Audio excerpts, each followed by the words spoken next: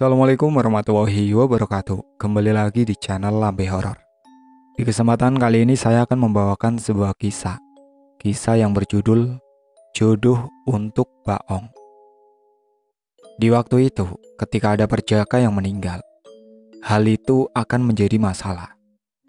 Bukan hanya untuk keluarga, tapi untuk seisi kampung. Cerita ini ditulis oleh akun Twitter yang bernama @freddy_raskin. Kalian bisa langsung kunjungi ke link yang sudah saya sertakan di kolom deskripsi. Tak usah lama-lama lagi, mari kita masuk ke ceritanya.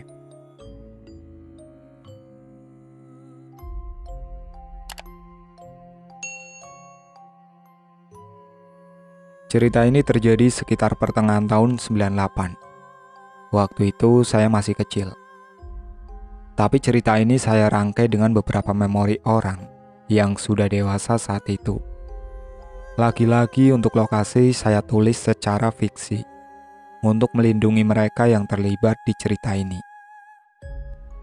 Kasyanto adalah seorang pendatang di kampung Mojo. Tapi berbeda dengan pendatang lainnya yang biasanya menjaga jarak dengan warga asli. Kasyanto justru sangat baik dengan para tetangga. Karena belum menikah dan tak punya anak, Kasyanto sering membagikan rezekinya kepada warga sekitar. Dia selalu menjadi yang paling depan memberikan sumbangan saat warga tengah membutuhkan uang. Tak jarang dia menjadi donatur tunggal jika kegiatan masyarakat kampung tidak bisa diakomodir pemerintah desa. Tapi usianya memang rahasia Tuhan. Suatu pagi, Kasyanto meninggal dunia setelah malam harinya mengeluh demam tinggi. Warga yang saat itu tak ada yang memiliki mobil, akhirnya hanya bisa memanggil mantri desa untuk memeriksa Kasyanto. Setelah memberikan obat demam dan suntikan, mantri pun kembali ke rumahnya. Tapi esoknya nyawa Kasyanto justru tak tertolong. Pemakaman pun dilakukan dengan cukup ramai. Jika melihat garis keluarga besarnya, Kasyanto seharusnya menganut agama Katolik. Tapi Saleh, teman dekat Kasyanto, semasa hidup pernah mendengar jika Kasyanto mengakui dirinya sebenarnya sudah masuk Islam. Proses pemakaman sempat berlangsung lama. Pihak keluarga ingin agar Kasyanto dimakamkan dengan keyakinan mereka.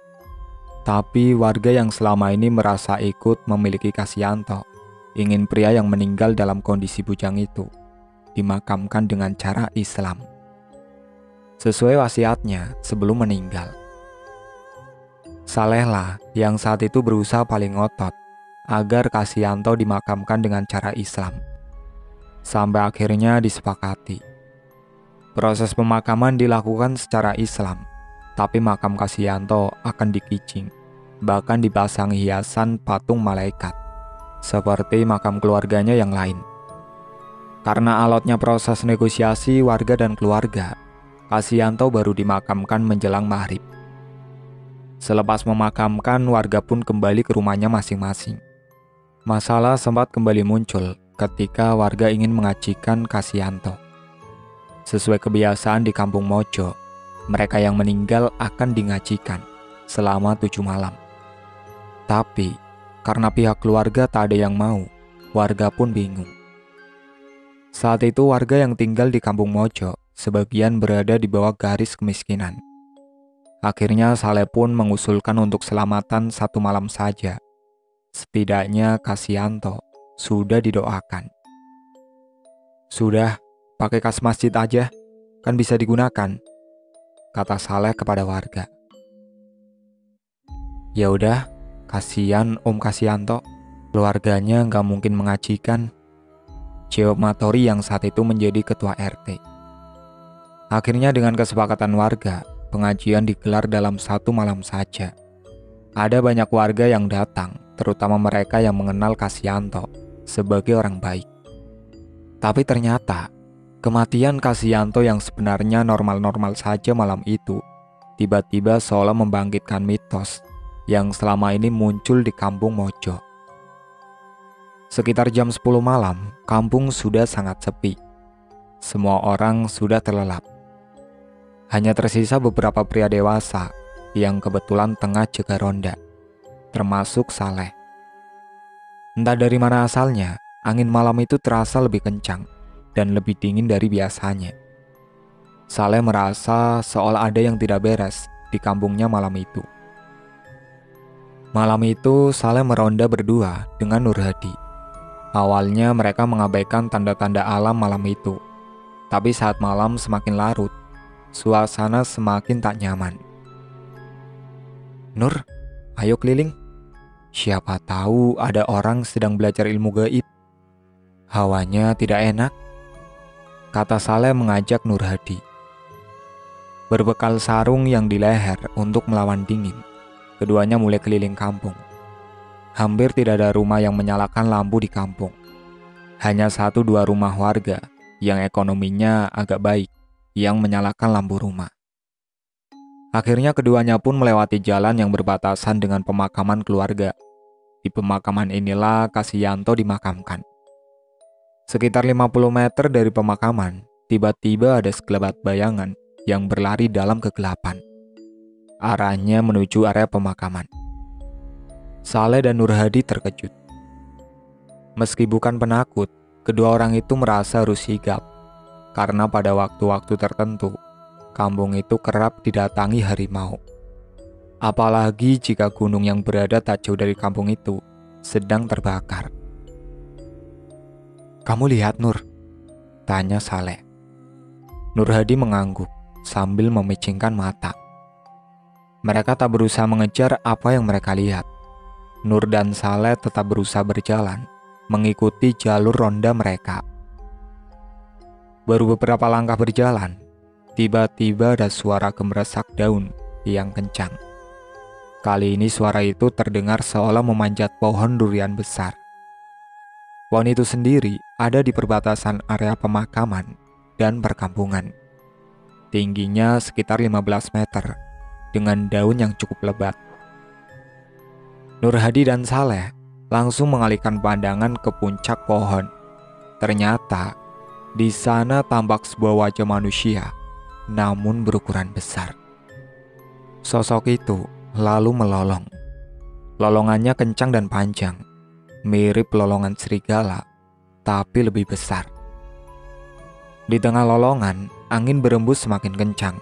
Saleh dan Nur Hadi yang melihat itu di depan matanya langsung berlari ke arah balai desa.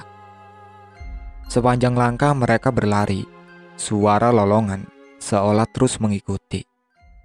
Dengan nafas ngos-ngosan, keduanya berhenti tepat di depan balai desa yang lampunya masih menyala.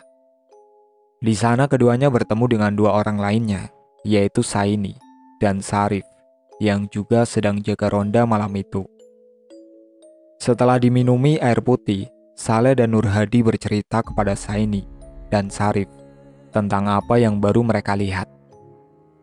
Saini yang paling tua dari ketiga orang itu lalu bercerita jika dirinya sempat mendengar dari almarhum bapaknya, jika orang yang mati dalam keadaan berjaka harus disandingkan dengan perempuan yang meninggal dalam kondisi perawan. Disandingkan bukan berarti dimakamkan bersama, tapi seolah dibuatkan ritual khusus, seolah menikahkan kedua orang yang sudah meninggal itu. Misal tidak dinikahkan, nanti yang laki-laki akan berwujud menjadi baong, kata Saini. Saleh awalnya merasa tersinggung dengan cerita Saini. Dia berpikir tidak mungkin Kasyanto yang begitu baik semasa hidupnya akan menjadi makhluk jadi-jadian. Apalagi baong sendiri memiliki bentuk yang buruk. "Kalau tidak percaya, lihat saja," jawab Saini, seolah melihat keraguan dari mata Saleh. Awalnya Saleh tetap tidak percaya, meski dia pernah mendengar mitos seperti yang dikatakan Saini. Tapi baginya hal itu seolah mustahil terjadi. Mereka berempat sempat bertahan sampai kemudian suara puji-pujian terdengar dari masjid kampung. Mereka baru bubar dari halaman balai desa dan kembali ke rumah masing-masing. Di jalan, Saleh kembali mengajak berdiskusi Nur Hadi. "Nur, tahun lalu kan ada juga perjaka yang mati. tapi nggak sampai ada yang aneh-aneh, kata Saleh sambil berjalan. Sambil menggulung sarungnya, Nur Hadi menyauti Saleh. Iya bener, perjaka KTP-nya, tapi aslinya nggak tahu. Kamu tahu sendiri kan, yang mati tahun lalu ini siapa? Dan sering main ke tempat prostitusi? Saleh pun mengangguk. Dia membenarkan omongan Nur Hadi, karena Kasyanto yang dia tahu memang benar-benar orang lurus, dan pastinya perjaka yang sebenarnya. Malam berikutnya, teror Baong kembali terjadi. Setelah pagi harinya kabar tentang adanya Baong tersebar, entah dari mulut siapa. Warga kampung memilih tidur lebih awal. Mereka mematikan penerangan sama sekali. Hampir tidak ada yang keluar rumah selepas adzan Isya berkumandang, seperti malam sebelumnya. Angin berembus kencang dan dingin, terutama di dekat rumah-rumah yang terhimpitan dengan area pemakaman dan rumah peninggalan Kasyanto yang kosong tak berpenghuni. Suara lolongan juga terdengar di lorong-lorong jalan. Di tahun itu, belum terlalu banyak bangunan. Jarak paling dekat antara rumah warga 7-10 meter, sisanya lebih jauh. Meski sebagian warga ketakutan, masih terbesit rasa penasaran di hati Saleh. Pria itu seolah masih tak rela jika almarhum kawannya menjelma menjadi makhluk jadi-jadian. Akhirnya malam itu Saleh mencari cara. Saleh berjalan seorang diri ke dekat salah satu rumah yang berada sekitar 70 meter dari area pemakaman.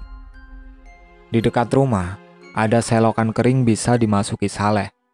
Dia lalu bersembunyi di sana, berharap bisa melihat apa yang sebenarnya terjadi di kampungnya. Setelah menutupi tubuhnya dengan sarung, hingga hanya tampak dua matanya saja.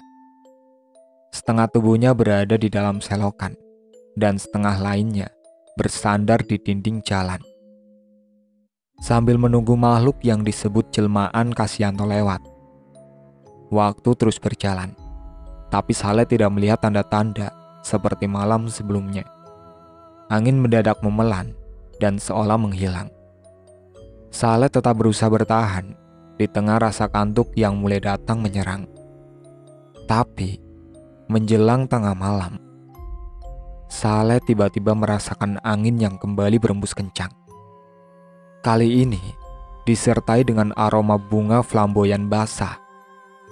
Saleh pun mulai terjaga dari rasa kantuknya. Lalu, suara lolongan itu muncul. Muncul semakin dekat di tempatnya berdiri. Saleh melebarkan matanya, berusaha menangkap bayangan atau apapun. Lolongan yang entah dari mana asalnya itu terdengar semakin kencang. Saleh menoleh ke kanan dan ke kiri. Dirinya juga khawatir tiba-tiba sosok itu muncul dari arah belakang. Sampai kemudian terdengar suara derap kaki yang berat. Saleh langsung mengalihkan matanya. Dalam waktu singkat, sekitar 10 meter di depannya, tampak sesosok makhluk yang tengah berdiri. Tubuhnya mirip dengan tubuh singa, dengan ukuran yang sedikit lebih besar. Tubuh Saleh kemudian mendadak kaku. Ada ketakutan yang menjalar dan membuatnya hanya bisa mematung. Saleh berusaha memberanikan dirinya menatap wajah makhluk tersebut. Di dalam ketakutan, Saleh melihat jika wajah makhluk itu sangat mirip dengan wajah Kasyanto. Bedanya, wajah makhluk itu ditumbuhi bulu halus dengan rambut yang panjang, mirip dengan singa. Makhluk itu hanya menoleh ke kanan dan ke kiri, seolah mencari sesuatu dan mengabaikan keberadaan Saleh. Tak sampai 1 menit makhluk itu berlari sambil terus melolong, seperti seseorang yang sedang mencari sesuatu. Setelah makhluk itu pergi, Saleh pun keluar dari selokan. Dengan tubuh yang masih gemetar, Saleh mendatangi rumah Saini malam itu juga. Singkat cerita, karena teror Baong terus muncul, Saleh dan Saini akhirnya sepakat mencari di mana ada perawan yang baru saja meninggal. Tapi sebelumnya mereka terlebih dahulu mencari orang tua yang paham dengan masalah tersebut. Setelah 5 hari berkeliling desa dan kecamatan, mereka berdua akhirnya menemukan yang dicari. Ada seorang gadis yang masih berusia belasan tahun yang meninggal dunia akibat kecelakaan. Saini dan Saleh menemui orang tua sang gadis untuk meminta persetujuan, meski sempat ditolak. Saini dan Saleh berusaha terus merayu. Karena jika tidak dihentikan, mereka khawatir teror Baong akan tetap muncul dan membuat masyarakat yang tinggal semakin tidak nyaman. Orang tua gadis pun akhirnya mengiyakan. Di hari ke-10 kematian Kasyanto, ada 4 orang yang datang ke makamnya. 1 orang tua dan 1 wali dari si gadis. Kemudian ada seorang tetua kampung dan Saini. Setelah mendoakan arwah keduanya, kemudian dilakukan sebuah prosesi layaknya pernikahan yang tidak melibatkan kedua mempelai sama sekali. Ritual yang sama juga dilakukan di atas makam si gadis. Setelah semua ritual usai, konon di malam harinya kembali terjadi angin kencang yang dihiasi suara lolongan. Tapi lolongan kali ini berbeda, terdengar lebih kencang, seolah si Baong berpamitan kepada semua warga kampung. Itulah akhir cerita yang berjudul Jodoh untuk Baong, yang ditulis oleh akun Twitter yang bernama Freddy Raskin. Sekian dari saya. Wassalamualaikum warahmatullahi wabarakatuh.